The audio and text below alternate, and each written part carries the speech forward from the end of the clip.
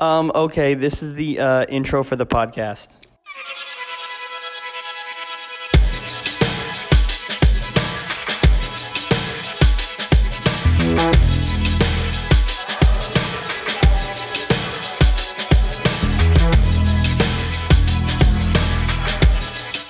Hey everyone, welcome back to the Silver Screen Fiends podcast. I'm your host Sam. And I'm Blake.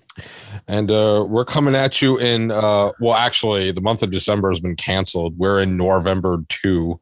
It's November 32nd. Yeah, and we're coming at you with some Neo-Noir. You know what? But before we do that, Blake, what have you recently watched? I saw Eternals, finally. Oh boy, here we go. It was okay. That's the most, it was fine. I mean, I've seen every other Marvel movie, so I couldn't not see it. Right. And it was fine. It was a little bit long, like most Marvel movies are, but fine. That's the best word I can describe it. It was fine. Yeah, I definitely want to check it out myself. I just didn't want to pay money. I think it's coming to Disney Plus soon. Yeah. But I figure I will get to it because it's like you. It's like, if a Marvel movie comes out, I'm going to watch it. Yeah. But I was like, I will save my money. And I think the movie got to a point where it was so inescapably hated that like the hive mind just grew larger and larger. Yeah. But I do want to check it out because I'll think it's okay. But yeah, I think some of the criticism was a little bit harsh, but it was fine. I saw it in a theater, which I haven't done in a while, so that was kind of cool. Well, movies suck. Okay. I also watched King Richard, the Will Smith movie. Oh, what did you think of that? It was okay. It was pretty good. I mean, it was like pretty, like I don't know, safe. Like wasn't much about it that I think anybody is going to like remember necessarily, but it wasn't like a bad movie. Like nothing really stuck out. Mm-hmm. It was just like, okay, I watched it. I was like, that was fine. And I'm never going to think about it or watch it again. That's on HBO, right? Yeah. Yeah. I remember seeing like, and I didn't really see any marketing for it. They were just like, oh, look at Will Smith's new movie. Yeah. So which was kind of weird. Like, why are we not making this known? Well, people are talking like, oh, maybe this is going to be like an Oscar movie for him, which he was really good in it. It's just, I think more than anything, it was the script was a little bit boring, but he was pretty good. Well, speaking of William, I saw the teaser for Bel Air. Oh yeah. Yeah. Yeah, I did. I just like I Neo-Noir. The Fresh Prince of Bel-Air reboot. Yeah, Fresh Prince of Bel-Air, the noir story. I know Smith is on board with it, and I know that he's probably like a producer or something. Yeah, but it's kind of like at this point, why are we doing a prequel to the prequel? Yeah, like that's the point of the story. It's of course, so weird. Yeah, of course, I'm probably gonna check out a little bit of it, but I feel like it's like 10 years too late. Like the like gritty reboot thing is kind of over. Like that was like a 2012 thing. Yeah. And now the fact that they're doing it now is like, who is this for? Yeah, it sure as hell isn't for us. Who is asking for this? William. Yeah, I watched a movie or two. What'd you watch? Aside from the Neo-Noir ones we'll discuss, I caught Tick, Tick, Boom on Netflix. Oh, I've been meaning to watch that. Very, very good. I will say that people have been surprisingly receptive to it that don't actually know the subject matter. I was talking to a friend a week ago who watched it, and I said, yeah, isn't it cool how there's a biopic about Jonathan Larson and how he like went through all this struggle and lived the bohemian lifestyle and died before Rent could premiere. He's like, well, I didn't know about any of that, but the songs are fucking dope. And I think it's cool. I think it's cool that a movie that is very clearly targeted towards fans of Larson's can also capture a broader audience. Yeah. I think it was very well done. And obviously Lin-Manuel Miranda had a fire in his heart he wanted to release. And Andrew Garfield killed it. I didn't think he could do it, but then I found out that he's been on theater, and so that's cool. He was able to pull it off very well. Yeah, I've been looking forward to seeing that. I also, until very recently, did not even know that it was actually like about a real person. I thought it was just a new movie. Yeah, exactly. But very, very well done. I think anyone would enjoy it. You know, the struggle of life. What up? What up? Speaking of Neo-Noir. Real quick before we get into it, though, I watched The Mangler. Have you ever seen it? Oh, hell yeah. So this is a movie that my dad swears up and down that we used to love. And we sat down and we rented it and we sat down and I'm like, okay, we have Ted Levine basically ODing on antacids. We have Robert Englund, who is handicapped and a complete psychopath. And then we have a possessed folding laundry machine. Oh yeah, baby. So there was a lot of it at his finest. So there was everything that I enjoyed about it, but there were definitely parts that I was like, I don't know what this movie's trying to be. Like, is it just The Exorcist with a large folding machine, or is it trying to be something else? And I definitely enjoyed most of what I saw because it was so silly. Pretty ridiculous movie. It was so ridiculous silly. Concept, ridiculous movie. Yeah. Directed by Tobe Hooper. That is true. Yeah. Tobe Hooper, who obviously regretted his career so much, he did The Mangler. But we're going to get into the real meat here for all our listeners. We're going to talk about some neo-noir. So you might be asking yourself, what the hell does that mean? Neo-noir is very simply put a revival of the noir genre, which people, it's kind of funny to me that people still contest it as a genre because it's just been so ingrained into this industry. Mm-hmm. And I know that there's a lot of liberty people take with what consists of a noir and whatever, but we still, even with neo-noir, we still have a lot of those similar elements. We have Dutch angles, we have hyper contrast in lighting, we have that existentialism, we have a femme fatale. And so the movies we'll talk about today usually share almost all those elements, or at least pay homage to it somehow.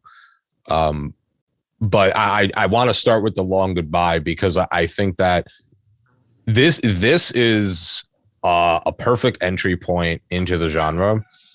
I, funny enough, have only seen it for the first time a few weeks ago. I am a big fan of Robert Altman. I like the player, but I never really gave this one a chance. And after seeing, I remember researching, and this was on damn near every single list of neo-noir. So I figured, okay, let's give this a shot. Let's give this indie flick a shot. And it's funny because, like, at first glance, it just seems like this confusing comedy, but definitely one of Robert Altman's finest. Definitely pays tribute to the genre. And we have Elliot Gould, who was perfect casting, by the way. He plays Philip Marlowe, who, if the name doesn't sound familiar, is a known detective character in a series of books. And most famously portrayed by Humphrey Bogart in The Big Sleep, which The Big Sleep actually is referenced in a few of the movies we're going to talk about today. But which also, real quick, I thought it was really cool that one of the co-writers for the screenplay of The Big Sleep actually wrote the screenplay for this, which was cool. I didn't even realize that. Yeah. So, like, the connection is even deeper at that point. So, so obviously we have the what seems at first sight a very stereotypical private eye. He lives a very interesting lifestyle. It's kind of like reminiscent of the Sullen and Sorrow, except it's amped up even more. He's just a dude hanging out with his cat, and he's talking to himself all day, and he's got the persona of a less charismatic Garfield, which I almost think works perfectly for this character, because they do a lot that mimics neo-noir, but they also throw those conventions out the window, specifically with the ending. But we have what seems like a traditional story. Philip is confronted by one of his friends, Terry, who he's known for a while, and he's like, dude, you gotta drive me to Tijuana, shit's fucked up. And then he does that, and then he comes back to his place. Cops confront him, and like, all right, so what's up with the murders of Terry's wife, huh? Like, what are you trying to save Terry here? And he's like, no, he didn't fucking do it. But what's brilliant about Marlowe is he doesn't ever want to give anyone the time of day unless it benefits him. So it's constantly a tug of war mentally, and it is always deflected with sarcasm and humor, which again is practically a trope of the genre.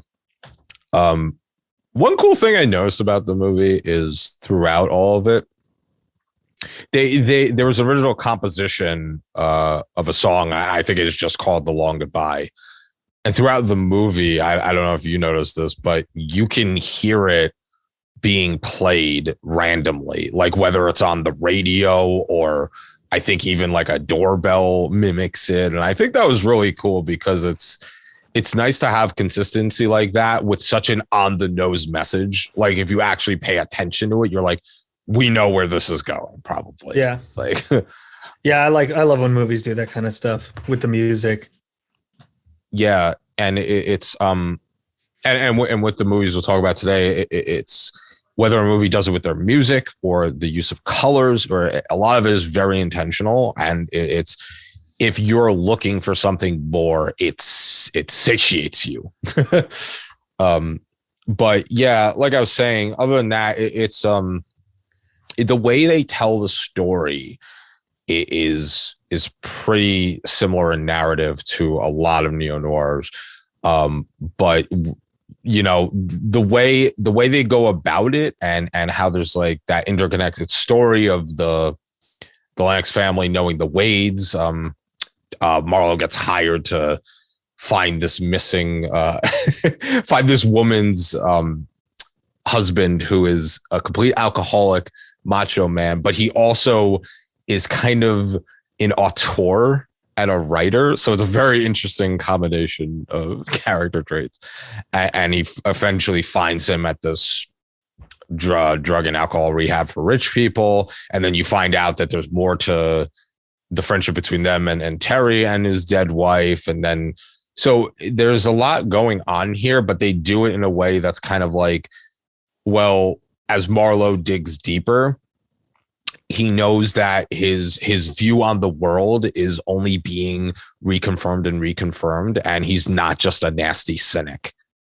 Because another important thing with these stories is these noirs really tend to glamorize anti-heroes, and they make you sympathize with a lot of the characters in them, because a lot of their issues are super relatable, and it makes you question your own moral compass at times. And so with Marlowe, the more he figures out, the more he's like, well, I'm not really shocked.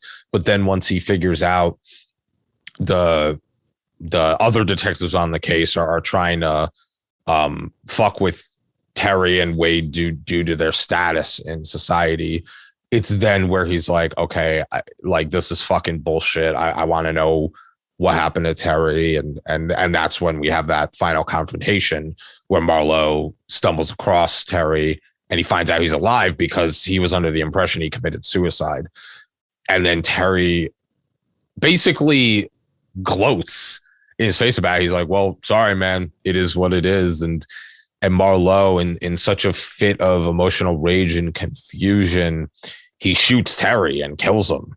And that's how the movie ends. And that is such a heavy-handed fuck you to the genre because it's like we have all these noirs before it, and as dark in tone as they tend to be, they never cross that boundary to what The Long Goodbye did, which is have your anti-hero completely lose his fucking mind and murder one of his best friends. I mean, you get close with that, like in Scarlet Street with Edward G. Robinson. He ends up killing Kitty, the lover that he wished he had, and in a fit of rage because he's been rejected and he's been led down this path of being fooled. And so it's interesting with Marlowe how the one thing throughout the movie is, even though he's a cynic, even though he has this view of life, he never compromises his ethics to the point where he is considered the villain. He'll do things to get information, like he'll pretend to be someone else or omit that information in order to get information on something else. But he would never, you're led to believe he would never kill. And at the end of the movie, he now has the blood of one of his best friends on his hands, and he doesn't give a shit. He goes off whistling. That's it. And so I love that they just threw all conventions out the window with that ending. It was very brilliantly done. Which you see a lot with neo-noir, in particular, like anti-heroes. Yeah. I think this one kind of like sets the tone for a lot of the ones that are going to come after. I mean, we talked about Chinatown, but that was only a year after this movie, and it not so much with the hero has a similar ending, but like as far as the tone, very similar ending, which we'll see a lot with neo-noir movies. Yeah, exactly. Because with traditional noir, they still had to abide by studio code, and a lot of those endings tended to lean on the happier side. Meanwhile, we have this guy shooting one of his best fucking friends. So it definitely goes to show you that they took that template and redefined it. And I think it's cool because as confusing to me as the argument that noir and neo-noir doesn't exist, it's great because it's, in a way, it's kind of reaffirming how important it is, because it did so much to deviate from that genre while retaining elements of it, that it kind of blends it into something completely brand new. And I love that. But yeah, I would say anyone who's interested in neo-noir, obviously Chinatown, which we did an entire episode on, which you can listen to or ignore. But obviously, in the conversation, neo-noir, Chinatown, 100%. And then I would definitely suggest The Long Goodbye, because it is quite literally, in essence, what makes it noir. We have this great adapted story and screenplay, and it just hits it so fucking well. And it's just an enjoyable watch too. It's not like it is serious in nature, but it never tries to be too dark and gritty in its tone. So it's more enjoyable for people, I think. But yeah, Elliot Gould, you got my number, dude. Hit me up. Come on the show. Talk about The Long Goodbye. I don't think he's gonna do it. You don't think he's gonna do it? I don't think so. All right. Well, I guess we'll end the show now. All right. Yeah, noir's bad, but I guess we could talk about it more. Fine. We have a little list here, but I think, Blake, if you want to talk about one that you like. Sure. Which one should I pick? Oh God. Drive, Blade Runner. Let's talk about Drive. Drive's a good one. Yeah, let's talk about Drive. Yeah. Drive, very, very 80s influenced, yet neo-noir, which is kind of cool. It has a really 80s tone, but it's at the heart of the story, a very noir story, I think. Mm-hmm. Yeah, it's interesting too, because Ryan Gosling, we have this character who I don't even think he has a name, right? He doesn't. I think he's just the driver. Yeah. So we have this character who he doesn't really have a motivation for many things. He he's like a stuntman by day, and then he is like a getaway driver at night, and he ends up wrapped in this story. And there's that girl next door thing, and so it's not directly like femme fatale per se, but it's interesting how we have this character who's not really driven by much, and one common theme in neo-noir is we have people who usually dig deeper for a purpose. And I think with him, it's kind of interesting that Refn decides to have a character who, like, this plot, like, it's a very simple story, right? But we have this character who you don't really know, like, what is real and what is in his mind. And it's really interesting the way they shoot this movie, not just with its Dutch angles and its really cool lighting, but its use of color is really, really important.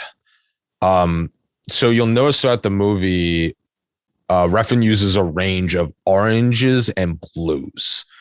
And an interesting thing I discovered is that the oranges is kind of the fantasy of the driver. So when things are going well, or he's having a conversation that engrosses him or whatnot in a positive light, the color of the scene is orange. And when we have the scenes of excessive violence and kind of the duality of the character, those are shown in blue. And I think that is probably the most creative thing ever. And it's so easily glossed over. You know, it was only until I did some research that I was like, wow. Like, you would think that a movie as simple as Drive was meant to just feed the male complex, but it really did a lot fucking more than that. And no one, and unless you're really there for it, it's nice that they're like, yeah, this is what it is, man. This is the driver. Yeah, and that's another thing that comes up a lot in neo-noir movies is like the fantasy versus reality thing. Like Taxi Driver is another one that does that, which also Taxi Driver and Drive are very much connected movies. They're almost the same movie in many ways. But yeah, that like unreliable narrator is a big neo-noir like staple, which is another like one of those things that kind of, like you were saying before, some people argue about whether it's its own genre or not. Mm-hmm. And there are so many things that are like such staples of neo-noir that are not in older noir movies that I think it makes a good case for it being its own genre. And that's definitely one of them. Yeah. With Drive, there really is a lot more under the surface. And I think that, like, the way Gosling plays his character, you know that he's so at odds with himself because he has this passion for this girl, and he knows that he's also at odds with his own violent tendencies. But like, then there's scenes where, like, he's hanging out with the kid and watching cartoons, and it's just like, you know that he's trying to defeat the villainous side of him, but he loves the thrill of it. And it's like, no matter how hard he's like trying to convince himself not, it's pulling him back in.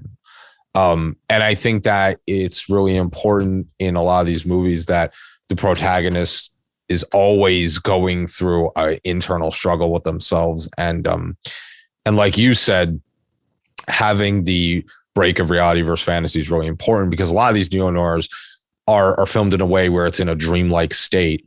And, once we talk about Mulholland Drive, quite literally is the case. So it is very interesting. That is an interesting point, I think.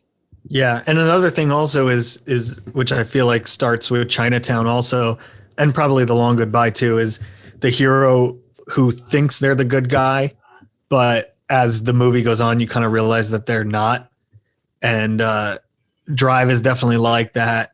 Chinatown, we talked about last time, is like that too, where you have these characters who think they're smarter than they are and think that they're more like morally, like objectively correct than they are, and things kind of unravel. Drive is a really good example of that because the whole movie kind of falls apart around the driver character until the end.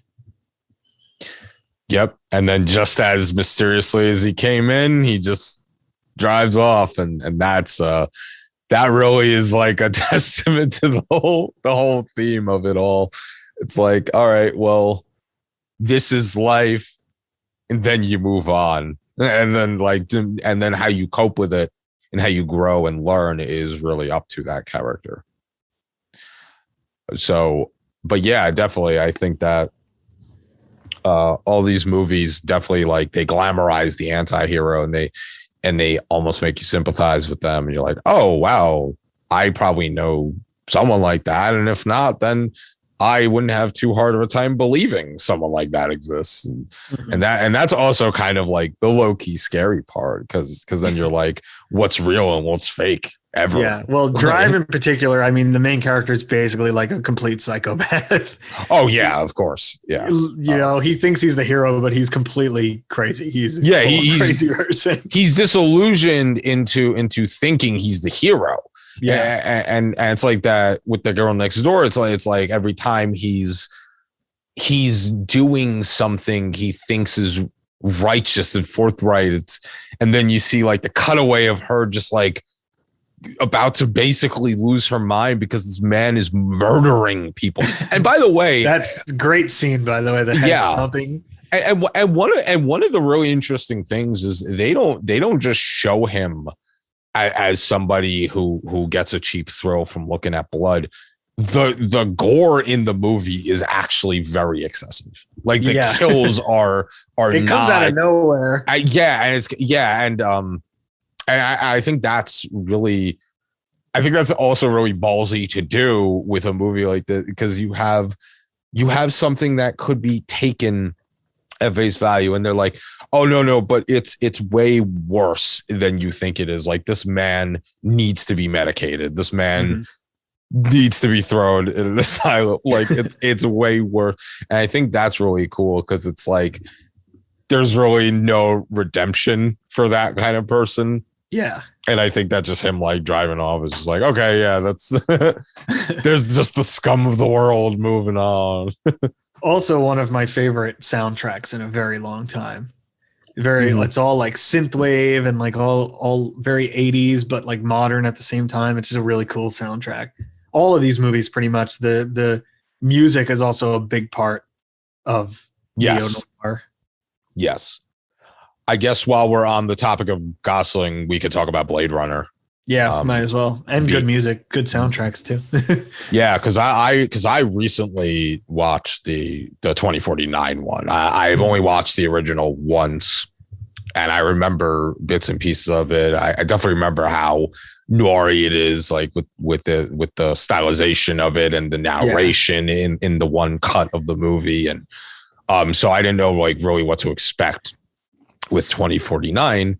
But I was met with this really cool noir sci-fi cyberpunk mold. It was very, very cool. That's one of the things with neo-noir is also how like where it crosses over with cyberpunk, because cyberpunk pretty much is just neo-noir science fiction. So you see a lot of influence of noir in science fiction, in particular cyberpunk movies, which Blade Runner is like the cyberpunk movie. Yeah, and I think there's so much with the environment in the storytelling, and that's kind of just like symbolic of grandiose sci-fi in general.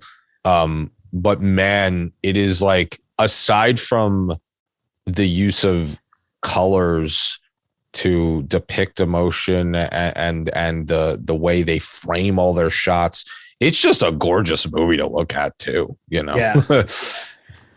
Yeah. When I first saw 2049, I didn't love it. And on like subsequent rewatches, I've liked it a lot more. But the first time I watched it, I thought it was just like way too long, which it is kind of still, but like I've grown to appreciate it much more than my first watch, especially just the cinematography. Yeah, and I also appreciate that because I've only watched the first one once. You know, I know Deckard, I know the replicants, and it's funny because with Blade Runner, as obscure and ambiguous as the story and the ending can be, you can pick up on the story traits like pretty quickly. And so when Detective K ends up at some point, like halfway through the movie, he like breaks that law or code, and then he's on the run and he finds Deckard, and they're having that whole conversation. And like even the conversation is super ambiguous. It's basically just like a nod to the original of like, okay, we're not really gonna tell, like, people. I could imagine people were probably expecting to learn a lot more about Deckard in this movie, but it's really just like, no, here's me as a character. I'm pretty much a cynical asshole, and then there's Rachel, and then that's it. There's not really like, you don't really get too many answers, but I think like that's its strength in a way.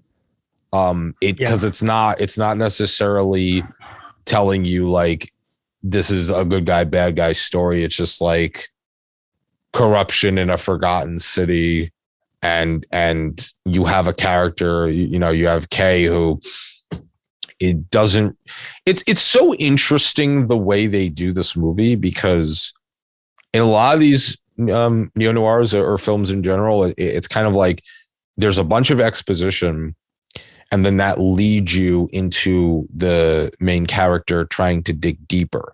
In this one, it's kind of like, oh, well, I know that this world isn't what it is, and these memories have been transplanted in me. And then it just goes out the gate from there.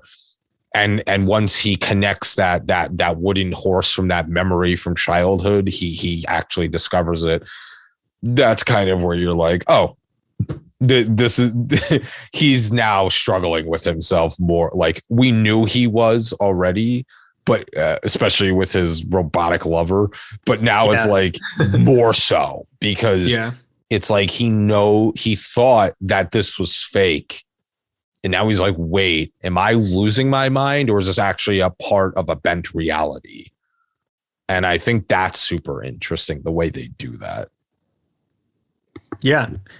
Yeah. And it's one of the like strengths of the cyberpunk like variety of neo-noir. Cause I would say cyberpunk itself is basically like a sub genre of neo-noir.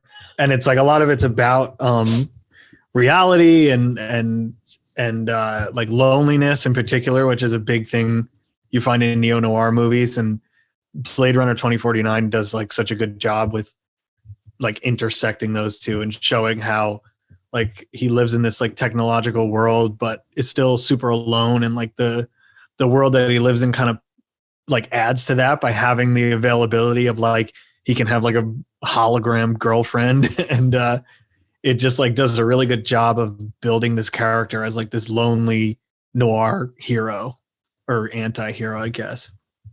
Yeah. And my hat's off to them in a certain regard into what you were talking about, because there's such a strong example of that when he's on the street and he's doing his reconnaissance and those random women come up to him and they're like, well, don't you know who he is? And because obviously like a detective and around possible replicants, and then the one girl is like trying to make conversation with him and he's not having anything about it because of the relationship between the city and the humans and replicants. And I think that's a perfect metaphor for how he cannot break his cycle of loneliness, and how even if presented with the opportunity, there's like already so much self-loathing there that I don't even think it's possible to break his own mental boundary anymore.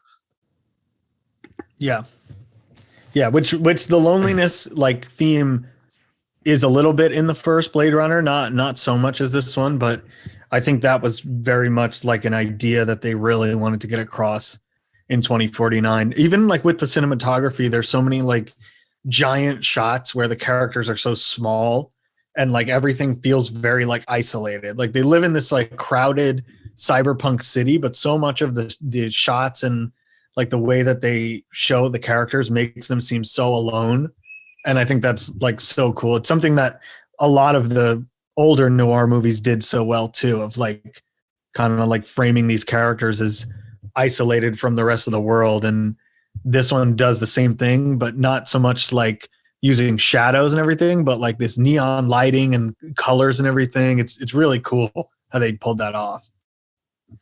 Yeah, I think that is something very important, and especially when you have a story on the scale of sci-fi that is Blade Runner, to have those wide shots and angles the way they are, it really is like, it enhances the story. It's like, okay, there's more. Look at this shot of this long hallway with Wallace played by Jared Leto, or look at that giant fucking Joy hologram that he sees towards the end of the movie. And it's particularly unique to this movie because so many noir movies and neo-noir movies are very like small movies, and that everything's happening in a very contained like place or a contained like social scene.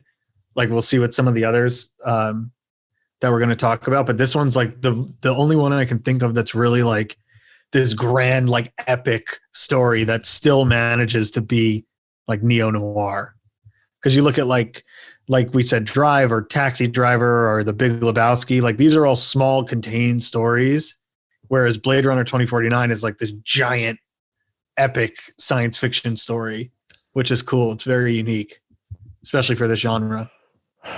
Yeah. And I actually heard that they want to do, I think Ridley Scott would be attached to it, but I heard they want to do a series of Blade Runner.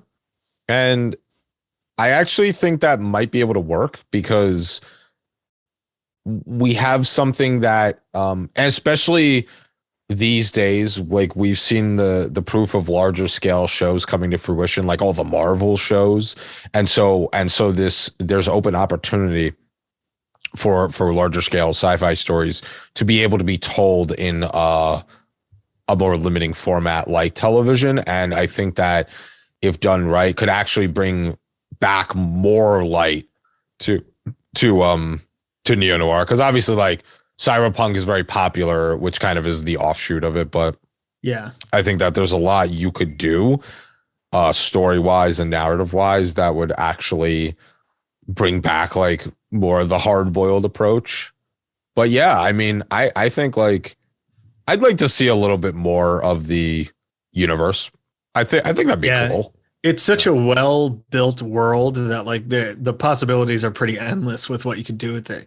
And yeah, you're like you were saying, like cyberpunk's really in right now, especially with like the video game and everything. And like a cyberpunk series is not, I mean, I can't think outside of anime because there's a lot of cyberpunk anime. But as far as like a live action series, I don't think they've ever really done cyberpunk before. Not that I can think of. Yeah, not really. Yeah, I can't think of anything. Lots of anime that has done cyberpunk really well. But as far as live action, yeah, I can't think of any. And nowadays, who knows? They're saying like this new Lord of the Rings show is going to be like the most expensive TV show like ever made. Every episode has like millions and millions of dollar budget per episode. Yeah, I think they were saying that the first season of the show cost something to the tune of $200 million, which is crazy. Which, like, I guess I understand because when Lord of the Rings launched, and we've talked about this before, there is no fantasy story that's been adapted to the big screen that has even come close to the nature and stature of Lord of the Rings. And I think it's kind of like a bittersweet feeling because it's like, I would love to see more done to that there's scale. No point. But there's no point, you know? Yeah. So I think with the show, they have to sink this much money in because they got to wow some people. They really got to step it the fuck up. Even just half that budget into a really cool like cyberpunk show would be really awesome. Yeah, so if they actually go ahead with the Blade Runner show, I think it would do well, and I think I would actually be really excited to watch something like that. Yeah, definitely.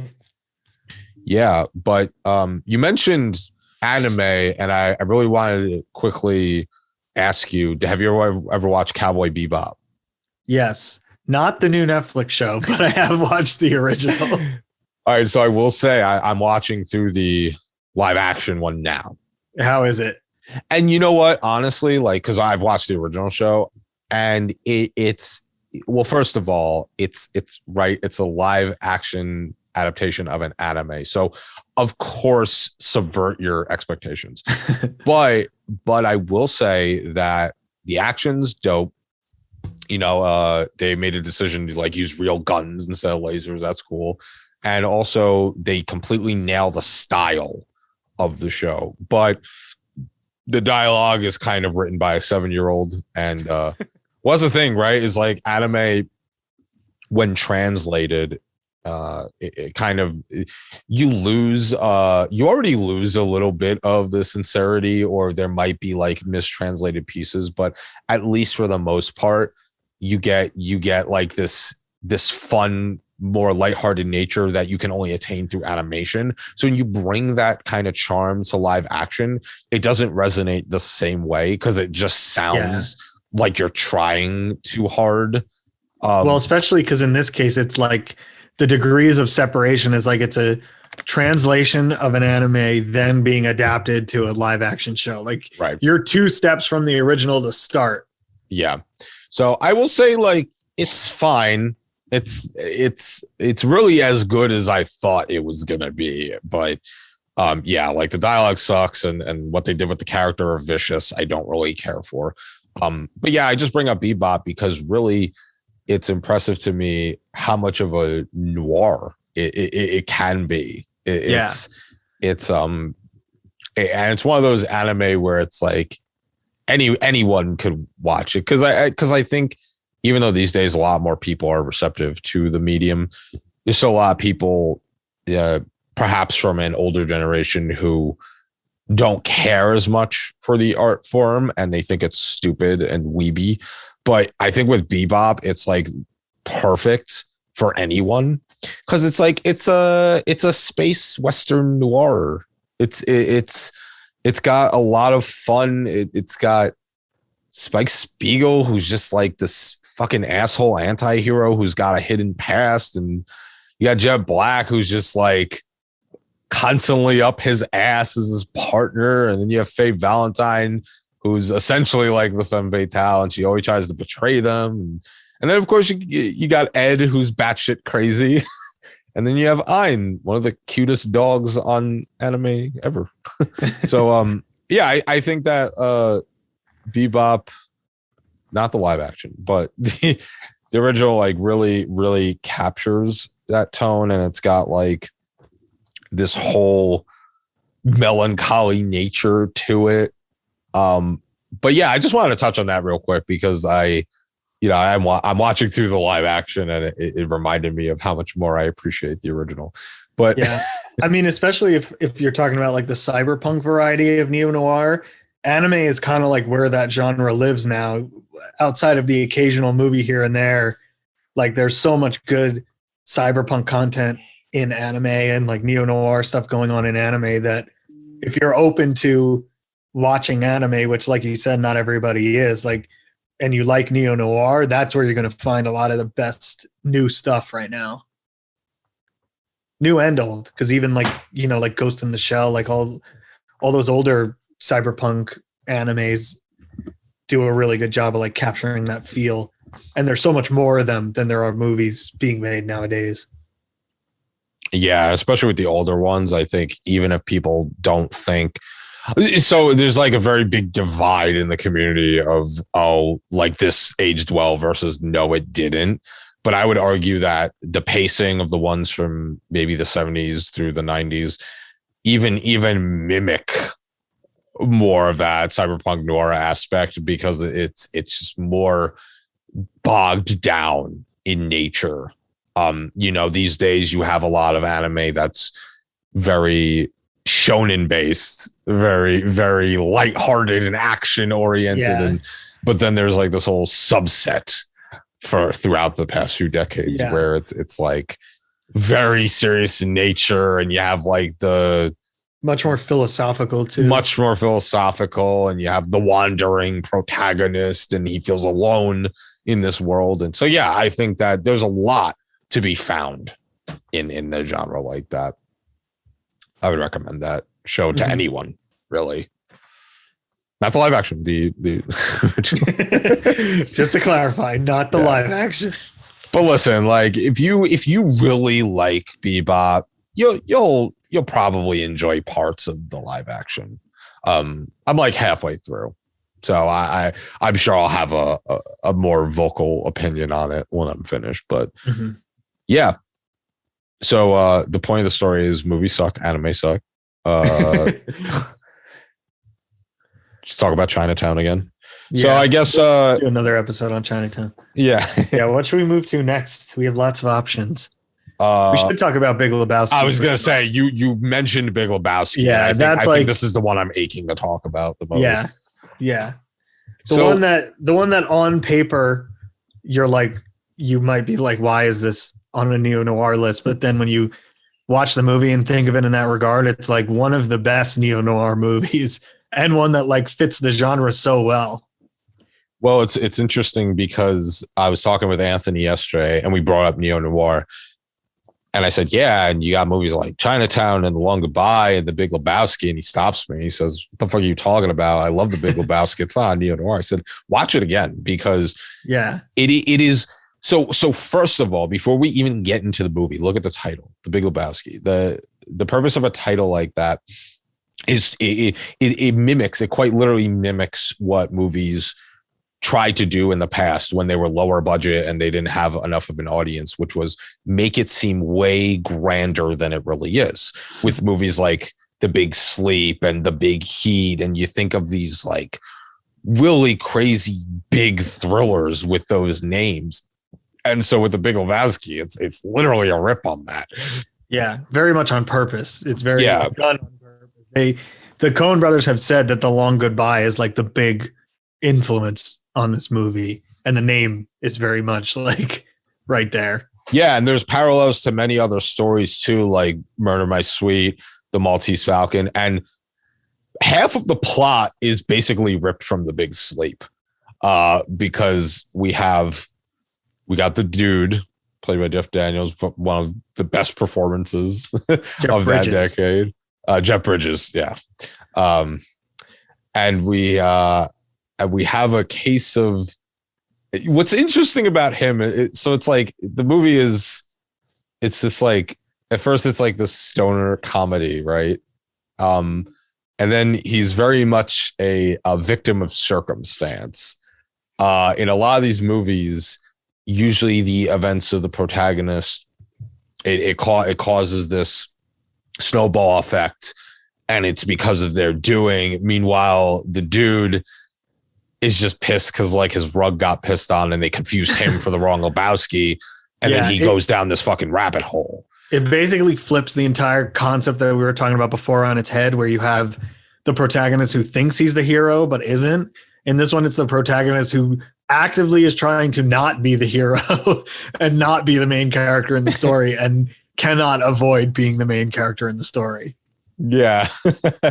and so even when they get to when he first gets to the Lebowski's house, he sees that he's in the wheelchair, and he explains the story and whatever. Like that's all pretty much from The Big Sleep, aside, like even down to the old man in the wheelchair, aside from the relationship of the family. So and with this movie, like there's technically two femme fatales in this movie, because we have Bunny, who is the trophy wife of Lebowski, played by Tara Reid, who where that career though, and then we and by the way, like one of my favorite scenes that is so like not even to me, like it's so overlooked as a non-humor. It's when she says, I'll if you give me $1,000, I'll blow you. And Philip Seymour Hoffman is just standing there, and he lets out like the most awkward laugh I've ever seen in a movie. It cracks me up every fucking time. Yeah, it is so funny too. How good of a neo-noir movie it is. It's also a fantastic comedy. Yeah, but then we also have Maud, who is the daughter of Lebowski and plays a very non-conventional femme fatale, because most of the time in a noir or a neo-noir, we have the femme fatale who's very, they're very misleading. They derail the protagonist in order to self-serve themselves and benefit themselves. But Maud doesn't really have motivation or a reason to really slight the dude like as much as another protagonist. So it's interesting how they kind of play those two femme fatales. But and then you have the inclusion of Jackie Treehorn, that porno producer, and then that's also ripped from I think it's either The Big Sleep or another neo-noir. So basically the Coen brothers were like, we're just gonna basically use 4 movies as the template for this movie. And I love that. I think that's awesome. Yeah. But and then of course we have the whole, it's so funny too, because it's like it almost mimics the whole connection system of partners in these movies, where we have Walter and Donnie, Goodman and Buscemi, and who Goodman in this movie is just like, oh man, he pulls no punches with his performance. It is fucking phenomenal. Like when they go to interrogate that kid and he's holding up the homework. Is this your homework, Larry? And then he goes out to the car and he's like, you see what happens when you fuck a stranger in the ass? And then he is so like balls to the walls insane. And I love it. It's funny because like I said, like the dude is kind of like rejecting the role of the protagonist, whereas like John Goodman's character thinks he's the protagonist and he's the side character. Yeah, that's what like makes him so funny. Like he thinks he's on this heroic journey and he's not.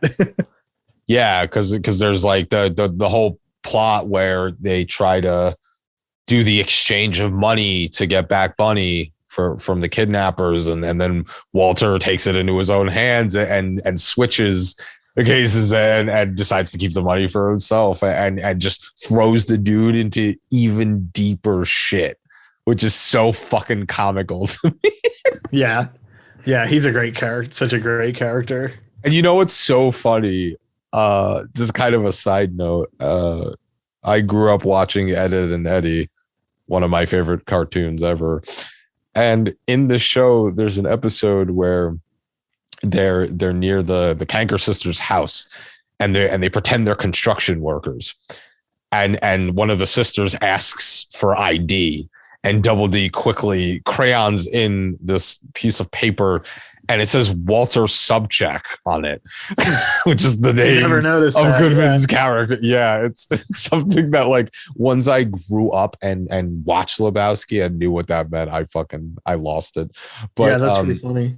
But and you know the reason the movie's so great too is because even though it can be on the nose with its noir elements, it really is also at the same time a movie about nothing. Nothing really gets done. Nothing. Yeah. There's really no conclusion. Anything. It's like they go bowling and then like Donnie dies, and there's really no like cohesiveness. Yeah, there's no plot really to this. Yeah, there's not really a plot. It's just a series of unfortunate events. Which I think which is a strength of the movie. I think if they tried to do a straightforward narrative, it would have missed the point of what they were trying to do. So but with the Coen brothers, especially the Coen brothers are low key kind of masters of neo-noir. Yeah, I was gonna say like The Big Lebowski is the easiest one to talk about in this context, but pretty much all of their movies fit. Like Fargo is very neo-noir. Fargo, Blood Simple is like, man, you want to talk about like exaggerated lighting and dark theming and all that. Like that was their first film too. Yeah. Like that's the most impressive part. But I think The Big Lebowski is like the one that I like to relate the most to the genre because of how well it captures like the whole feel of neo-noir and like a very unexpected packaging pretty much of like this kind of like slacker stoner comedy that happens to also be this neo-noir like story. It's just really interesting how they pulled that off. And it's like with how Blade Runner 2049 is super unique. The Big Lebowski is also very unique. There's not many movies like it. Not that I can think of. No, there really aren't. There's movies that would like to be it. Like I would argue that Pineapple Express is very much trying to be this type of a movie, but nothing captures it the way that they did with this. Yeah, unfortunately, there's no room in my neo-noir for Seth Rogen's laughter. Yeah, Lebowski definitely is one of those cases where you could really just have hardcore relation to. And I think that the fact that the Coen brothers took massive influence from movies of yesteryear just really makes it more of a personal experience, especially as people who enjoy the genre. And I think it is so fucking well done. Mm-hmm. I think like it's just all around just also a very hysterical movie. It's like at the end too, when Walter is trying to throw the ashes to the wind by the sea and they all blow into the dude's face and the dude gets mad for that minute and then that's kind of it. Is also just like a perfect metaphor of, yeah, you die and then that's it. This is how life treats you. They just throw your fucking ashes into the wind and they end up on your friend's face, you know? I think that's like, that's a powerful message without them even trying for it to be one. Mm-hmm. Yeah, I agree. And I forgot what I was going to say. Oh, very also similar to Drive. I feel like Big Lebowski is one of those movies that people who are really into movies go through like a couple of months phase where they're just obsessed with this movie. I definitely had that phase at one point. It's like one of those movies that when you first come across it, and it's typically like when you're getting into movies because it's not obscure, but it's not like a super mainstream movie. It's not on TV very often or anything. So once you seek it out and watch it, you're like so blown away by it that it just like it like ruins other movies for a little bit and you just want to keep rewatching it. No, it's absolutely true. And it's amassed such a cult following to the point where our friend Sean threw multiple Big Lebowski themed parties where we would get into bathrobes and make White Russians and watch the Big Lebowski. And it's just like such a cool, it's cool when a movie is able to do that. And it's such an unlikely one. And yet it's like, when you think of cult movies, like it's the one that comes to mind for me, like right out of the gate. Like it is like the cult movie that still has a huge following and still like you see a White Russian, you think of the Big Lebowski and it has such like an impact in that way. And to be quite frank, the only reason I'd make a White Russian is because I feel like being the dude. Like there's no other occasion where I'm casually like, yo, I can go for a White Russian. Yeah. It's like I got Lebowski on the mind. I'm gonna make a White Russian because White Russians are the most filling drink ever. You're just drinking milk. Yeah, it's just like semi-curdled cream. Yeah. But you feel like the dude when you're doing it. So you do be feeling like the dude. You know when you don't feel like the dude when you watch the Jesus Rolls. Please talk about this movie because I have not seen it and I know that you have. So I think I very briefly touched on it on one episode, but yeah, it's so interesting to me that you could completely miss the mark.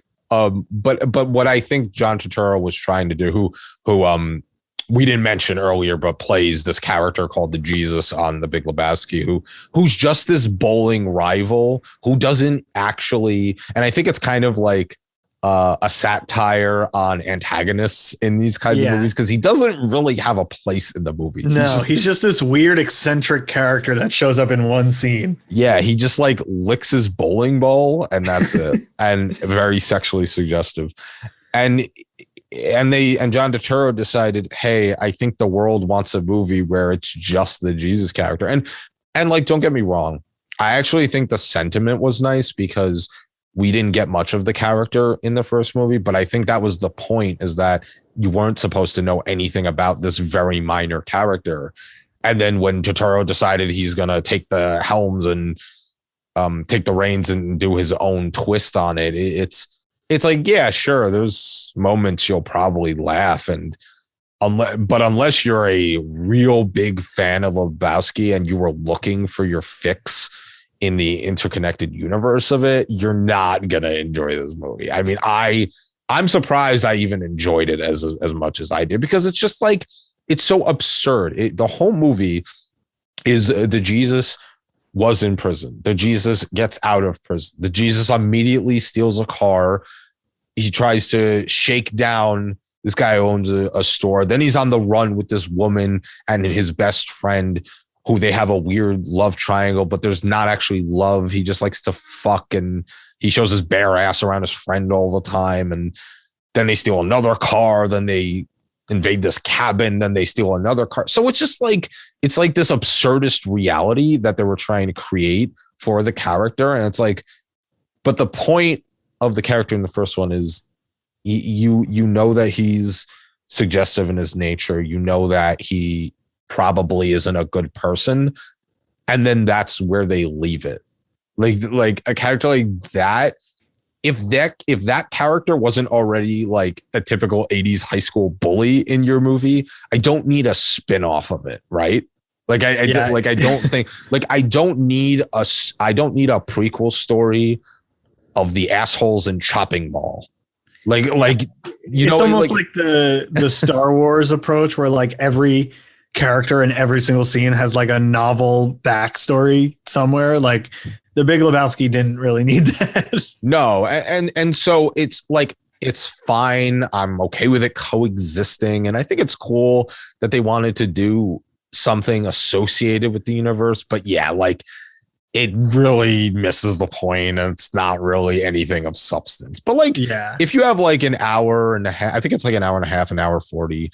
If you have that time and just want to watch something mindless and you like John Turturro, go for it. But like, I wouldn't say go out of your way and watch it right now. Yeah. On a similar note, I hope that they never make a sequel to this movie. I know that a lot of people who are like diehard fans have wanted it for a long time, and I really don't want them to do that. I don't either, because although you could argue it might be able to work because the character seems to get wrapped up in stupid shit, it really has no business being a thing, because he had his journey, and whether, and there's really, you're not going to be able to do more without it seeming like non-sentimental, so to speak. It's gonna seem disingenuous, is what I'm trying to say. It's gonna seem like this is the sequel to the Big Lebowski. And the way I feel about a lot of these like late sequels that we get nowadays that are like remake sequels is, a lot of these movies are great, and like the themes in them work so well because they had the beginning, middle, and end of that movie. And like anything, as soon as you expand on that, you're automatically going to negate some of the points that were made in the original movie. And like the Big Lebowski is definitely one that I feel that way about. Like the whole, like the chaotic like nature of this movie, and like all the stuff that happens that's seemingly like nonsensical and doesn't have a backstory. As soon as you start explaining that stuff, you're taking away from what like the point was in the original. Like the movie is supposed to be him like moving through this environment where not everything makes sense, and like there's these people that he doesn't know that are like weird, and it just like works to like build the atmosphere of that movie. And explaining those things later I think just doesn't do justice to the original. It happens so much with all of these like sequels that we get nowadays. I felt that way a lot about the new Candyman, which I also watched recently, where it was just like, why is this being made? Yeah. And so I hope it doesn't. I don't think there's any plans for them to do a second one, as far as I'm aware. I just know that I've seen people online like talking about wanting another one. Yeah, I'm very, very okay with them never touching this franchise. Yeah. Franchise. Right. It's like the Big Lebowski and then the Jesus rolls. And then maybe we stop there. Yeah, I'm fine with that. Yeah. So, I mean, how do we even move on from the Jesus rolls? Speaking of absolute absurdity and reality, I guess we can talk about Mulholland Drive. Yeah, that's a good companion piece to the Jesus rolls.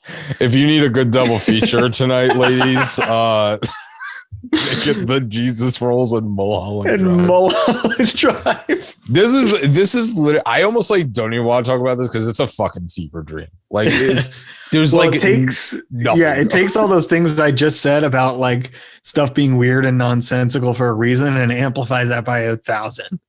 It said Mulholland Drive was made and said, hey, you know, David Lynch, what if he dropped acid?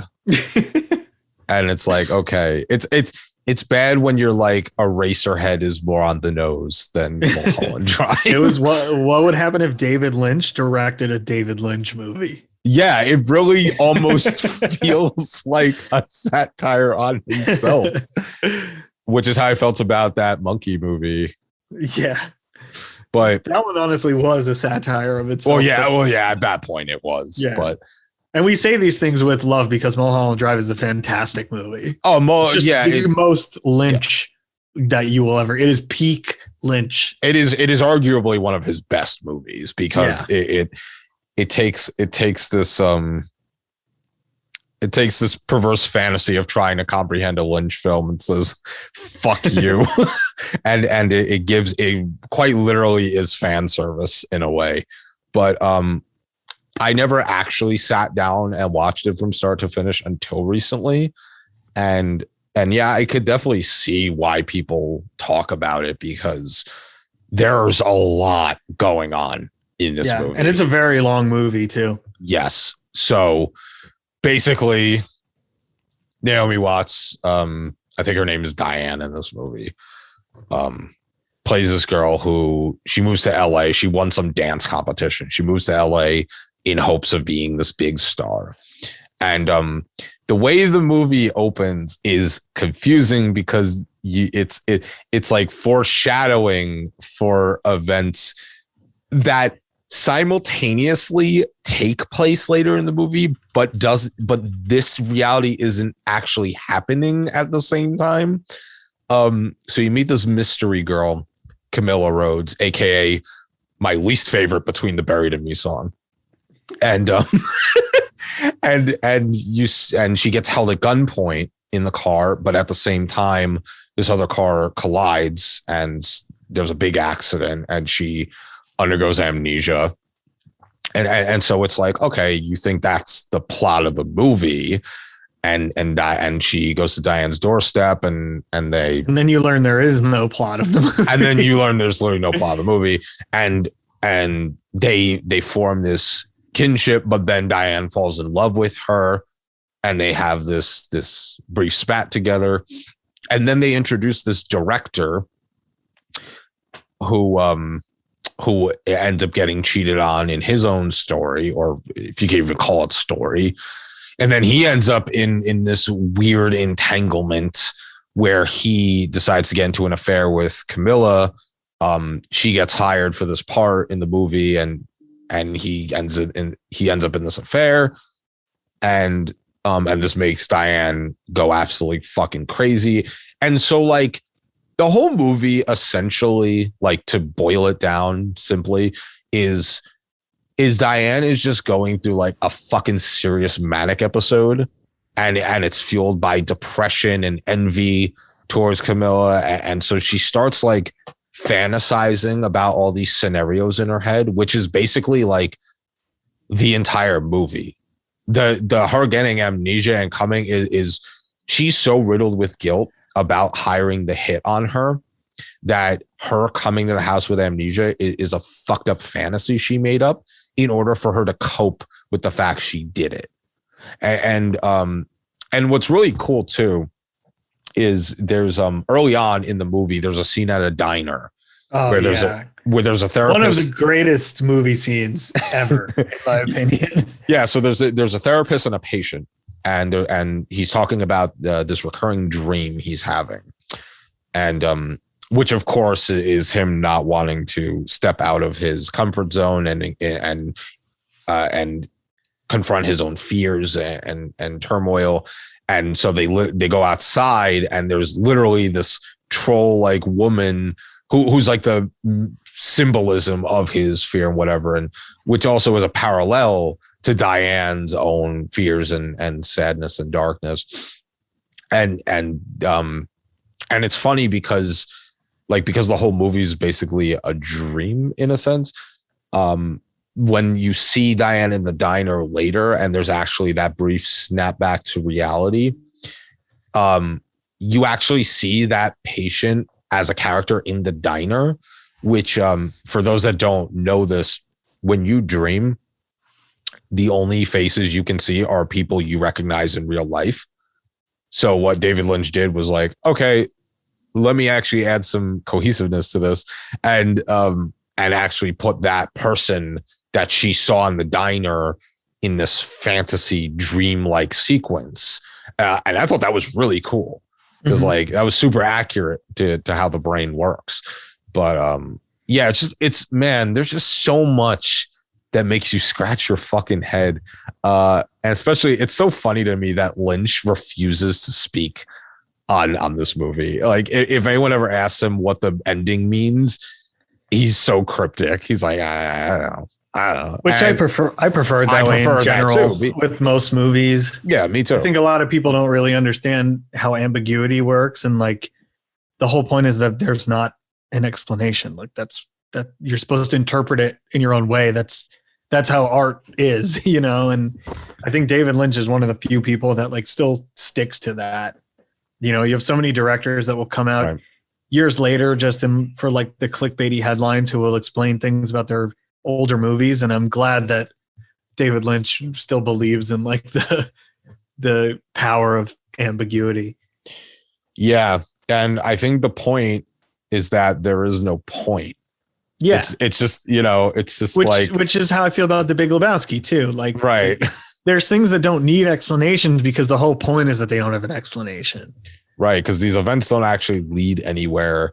Right. Just like real life. Right. Which the detective in me believes Lynch does this as a commentary on the genre, on the neo-noir genre and its subversive nature. Mm-hmm. I mean, this movie is so much about Hollywood that I think there's a lot of not necessarily critiques, but like he's saying a lot about film in this movie and like the film industry and film as an art form and oh yeah, of course, kind of like so I think that the ambiguity is also a part of that. Yeah, it is essentially a giant fuck you to the system. It is brilliant the way he handled it. Which I think you see that again when he in Twin Peaks, which is another great neo-noir, not a movie but a TV show, but it's very similar to how Twin Peaks is him doing the exact same thing but with television. Right. You know, Twin Peaks is very much about television. Mulholland Drive is very much about movies. Yeah. And I think he manages to really get his message across while being more than just like third year film student graduate, you know, like it definitely like there's a reason he can do what he does. Yeah. Yeah.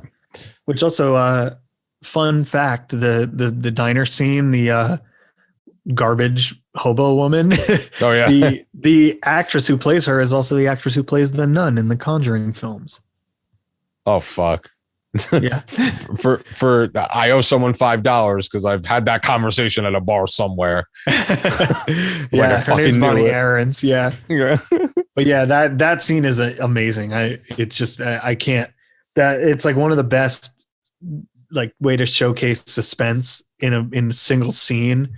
It's just so good. Like, even if you haven't seen Mulholland Drive, if you go on YouTube and just watch that scene, it's incredible. Yeah. Yeah. And I like when they cut later to when Diane's ordering the hit, and you really just see the fucking terror that she's going through. Like they just like, because the whole movie is essentially that, especially when they go to that club at like 2 a.m. Mm-hmm. That was that's like, that to me is just like, that's like my sleep paralysis demon, is that MC at that club. But yeah, no, he really does a good job at like showing emotion like that. I think that there's nothing else I really would have wanted to see him do with it. And of course, like his use of music to increase the creepiness of a scene, except he does it with I've Told Every Little Star, which is actually a bop and a half, I'm not gonna lie. For all my fans of 50s music out there, that bebop. But yeah, I think that this one definitely, as much as it's difficult to discuss, is one that's always noteworthy to talk about. And it's one that you'll watch and you can literally read like theories and explanations for days afterwards, and it's so entertaining. Like, it's something I love about David Lynch in general, is just like the like conversations that his movies create. Oh yeah, absolutely. That's because it leaves it up to the viewer. It's not like everyone's going to have a different interpretation, and everyone's different interpretation is going to make sense. So you just never really know like what he was going for, which again, I think is the point. I don't think there is a correct interpretation, because I think the point was that you're supposed to interpret it in your own way. Except for the cheese movie he directed, which the message is stop eating cheese.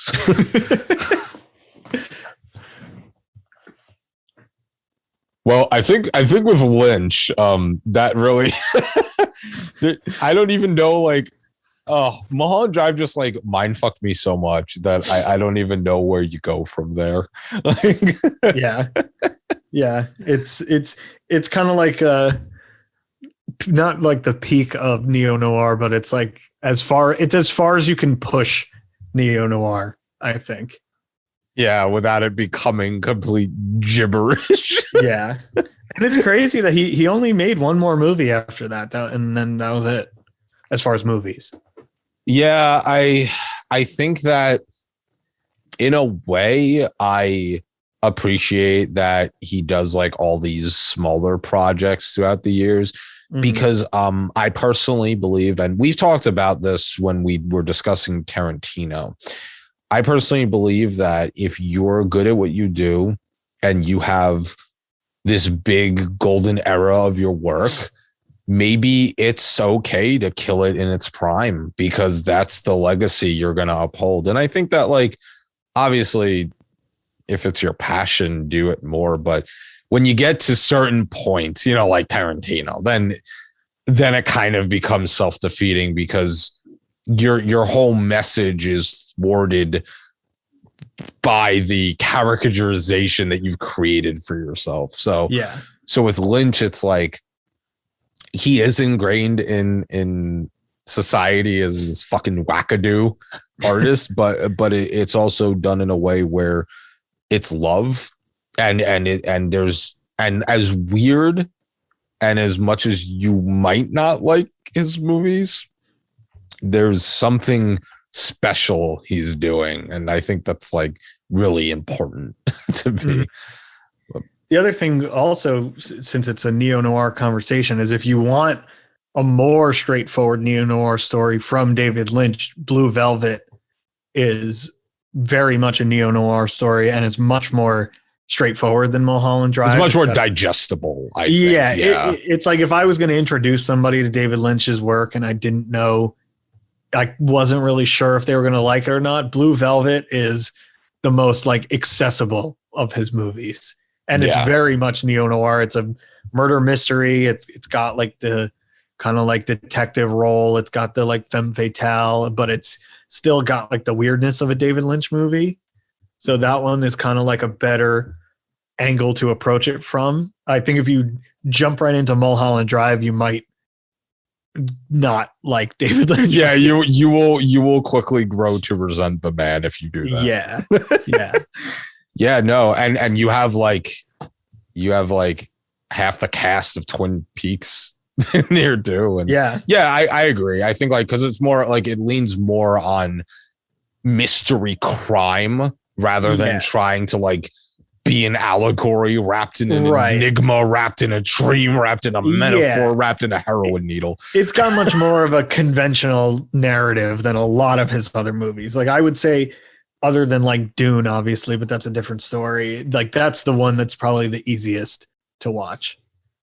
And it's very neo-noir. So it's a good one for this conversation. Yep. And Dennis Hopper. Yeah, Dennis Hopper at peak crazy, which is always good. Which there's actually I don't know if it's available for home release, but I remember a year or two ago they were talking about releasing a documentary where it was Dennis Hopper just like in front of a camera like back then. And I think it was somehow involving Orson Welles too. And I was just like, "I'll sign me up." It just sounds like just a whole stew of crazy. Yeah. Dennis Hopper is really something else. Yeah. Two craziest Dennis Hopper performances are Blue Velvet and Texas Chainsaw Massacre 2. If you want to see a man just completely lose his mind on film, those are the movies to watch. And you know what's so crazy? I know it's been like over 10 years since he died, but it doesn't feel like he's dead. Like I forget. Yeah, it's so weird. It's too bad because he was a very unique talent. Oh yeah, absolutely. And now we talk about Norbit. I mean, it's a noir mystery, seedy criminal underworld. I mean, it checks all the boxes. Yeah. I actually, one I did want to watch that I wasn't able to was LA Confidential, because I do get told that that's like really the one that recalls the classic genre the most. Yeah, I would say LA Confidential is kind of like we focused a little bit more on the like auteur directors and like the a little bit like cultier stuff, whereas LA Confidential is like the studio version, right, like the mainstream one.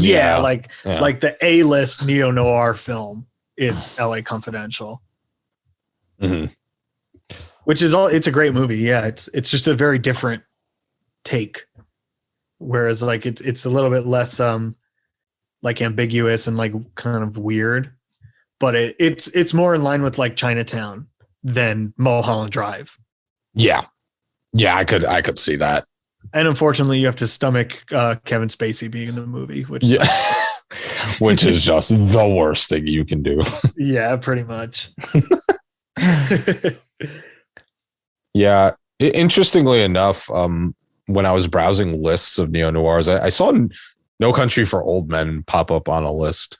And I thought that was interesting, but I think like the genre can be so broad with its definition that I could see like the cynicism of it maybe, but like I don't know. What do you think about that? Like, noir movies are so tied to like urban landscapes that seeing it like categorized as a noir movie feels weird because it's like it doesn't take place in a city, but like now that you say it, it does make sense. Like I do see how that would kind of like check a lot of the boxes of noir.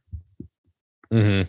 Yeah, I think it's kind of like what you said with like Taxi Driver too, like these urban landscapes and this character who's just going through a psychological breakdown. Like you really could classify a lot of movies. Sure. In and that No Country vein. for Old Men is the Coen brothers. So like we said, pretty much all of their movies are at least influenced by noir. So I definitely think that it's at least influenced by noir movies. But yeah, I haven't really thought of it in that context, but I guess it kind of is. It fits the bill just as much as the Big Lebowski does.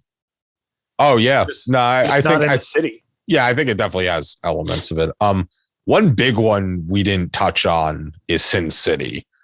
Oh yeah, great movie. Which is probably out of every one of these, trying the hardest to be that genre, and I think it does it really fucking well. Oh yeah, it's like the most style. It is literally the most stylized movie probably ever made. Like you watch that movie and you're just amazed by the visuals.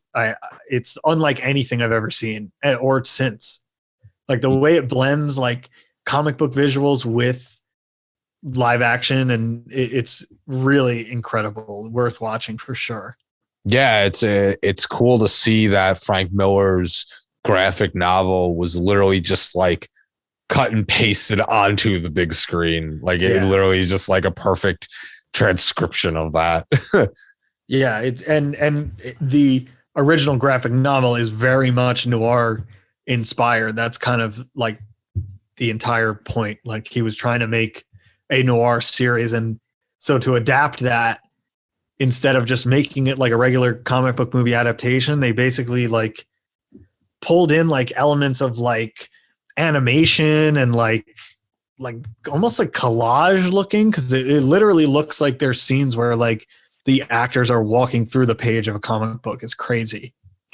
Yeah, and I think that like with each one of the stories, I think my favorite is probably Marv, who's played by Mickey Rourke, and one of his best roles in my opinion. Yeah, if we want to talk about someone who I fucking loved for years and then just I don't know what happened to him, Mickey Rourke fits the bill perfectly, because like man, he had The Pope of Greenwich Village, he had Bullet, he had Sin City, he had The Wrestler. And it's just like, man, what happened? You just became so different. But yeah, no, I really love that story. And like the way that they made Marv appear is just like this big fucking brute. But he gets framed, but like he has this love interest Goldie, and then like there's this parole officer involved, and like so much of it is interconnected with that. I think it all take place in like the same night, or is it's like a couple days, or I forget. I don't know. The stories all interconnect, like characters appear in each other's stories, but I don't know time wise how. Yeah, I don't remember. That's the one thing I don't remember, but I always thought that was interesting, the way that they connected the stories. But yeah, I think like from the heavy use of shadow to all the femme fatales introduced, to all the fucking brutal action, and oh man, it's a treat. This movie is a treat. You know, I don't care what people say. Like it's. Oh yeah, I mean, I don't know anybody who doesn't like it. It's a great movie. I can't see what they would be to not like about it. It's just such like an insanely unique movie. Like they try. There's a sequel. I'm pretty sure. I don't know if I've. There is. I've actually watched it. And like they've tried to do this again, and it just captured like lightning in a bottle with the visuals and the story and the ridiculous cast. Like at the time, it was like pretty much every A-list actor was in this movie. Like the names in this movie are crazy. Yeah. You just casually have like Mickey Rourke and Bruce Willis. Yeah. Benicio del Toro, Jessica Alba. Yeah. Elijah Wood. Yeah. Michael Clark Duncan. The Elijah Wood character is probably one of my favorite too. Yeah, that's the way really they portray him. Yeah. There's a lot of good shit there for sure. Yeah, it's obviously like now we live in an age of comic book movies, but this one is to me like the only one that really feels like a comic book in a good way. Oh yeah, 100%. Like now we just adapt comic books into action movies, but this was the only time that they really tried to visually capture like the feeling of reading a comic book. I would say that the closest it has ever come again was Watchmen, which also kind of like tried to capture that feeling, but Sin City is just like so unique. There's not a single movie like it, except for the sequel. But yeah, sequel was fine. It was all right, but obviously, like you're not getting to the caliber of the original. Yeah,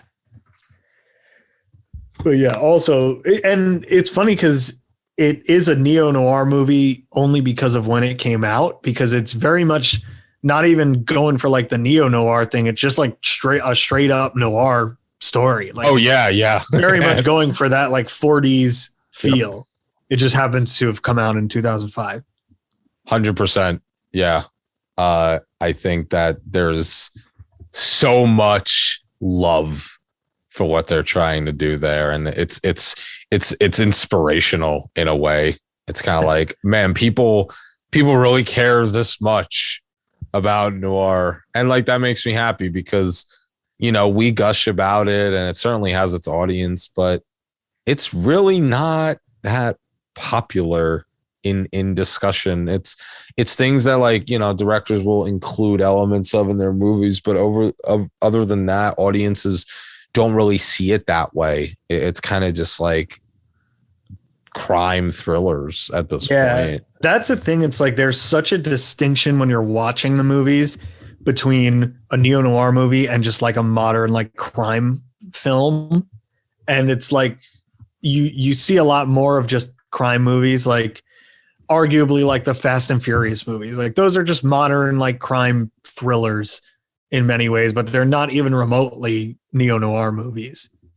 So it's when you see a neo-noir movie, it's typically because the director went out of their way to make a neo-noir movie as opposed to just like a crime movie. Right. Because you look at like Scorsese, like I wouldn't necessarily call any of his movies neo-noir, even though they're influential on him. But then you have, like Sin City or Drive, like these movies that are very clearly aiming for that genre. And it's pretty rare nowadays. Yeah. I really like, man, all this talk of it, I just want like a renaissance of, I just want like a 10-year period where we just pump out all these neo-noirs. I want it. I want it so bad. Well, maybe Fast and Furious 25 will be a neo-noir take. You know what, man? I think it's possible. I think it's possible. David Lynch's Fast and Furious 25. David Lynch, if you can hear me out there, please stop reporting on the weather every day and just make a Fast and Furious movie. Make that movie. Give the people what they want. Am I right? Yep. But yeah, man, I mean that really like that's neo-noir in a nutshell. That like obviously there's plenty more out there, but if anyone out there wants a good start to the genre, like this is it. This is pretty much the perfect jumping point. I think that there's a lot of fun to be had with the genre, and I think that because the definition is broad, like I said, you could find elements of this in a lot of movies and still have a good time with it and not have to be subjected to the exclusivity of a more art house film. Like it's very approachable. Hundreds and hundreds of directors do it, and I think it's always a good time. It's a really good like jumping off point. Like I said, for a lot of people who are like first getting into movies, I feel like a lot of people come into like the more not obscure, but the less mainstream side of film, a lot of people that gateway is one of these movies we talked about, be it like The Big Lebowski or Drive or something like that. I feel like a lot of these are people's like first movies that they like recognize as like something more than just the typical like blockbuster. Yeah. So yeah, it's definitely a great like gateway genre, I think, because especially like you look at like the Coen brothers or David Lynch, like you could watch one of their more like accessible movies that is a neo-noir movie and then get into the weirder stuff from there. You know, like you could watch Big Lebowski and then watch Barton Fink, and it's like totally opens up your like appreciation for what movies can be. Or like I said, with like Blue Velvet and Mulholland Drive, like, which I think is pretty cool. I definitely got into movies a little bit more when I was younger through neo-noir. Big Lebowski and Drive were big ones for me.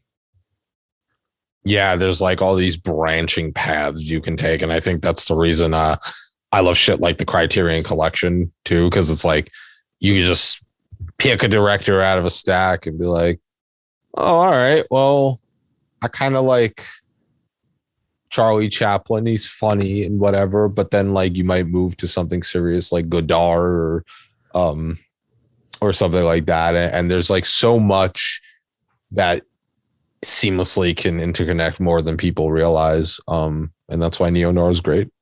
Yeah. Yeah. That's why movies suck. Even though movies suck. Movies do be sucking. You know what? Just don't get into movies. Here's my word of advice. Just find a different hobby. Honestly, just take up heroin or some shit. You'll have a better time.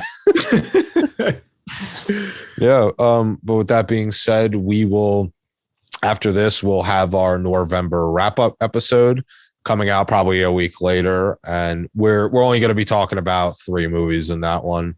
But look out for that because you know, the boys be like in noir, and December sucks other than Christmas anyway. So, you know, I guess we'll have an episode where we're like, oh yeah, Home Alone. That's a movie. Hell yeah. Neo-Noir, Home Alone. Yeah, Neo-Noir. Yeah, but with that being said, I have been Sam. I've been Blake. And for some god-awful reason, you tuned into the Silver Screen Fiends podcast, and I apologize. And we'll come at you soon. You know, we'll tuck you in, and we'll warm up the milk for Santa at some point. Make you a nice white Russian before bed. Yep, I'll be in my bathrobe, and it'll be, and unlike Rodney Dangerfield, it will be shut, so you don't have to worry about my dangling. And it will be scarier than Mulholland Drive. I don't know if that's possible. Okay, goodbye.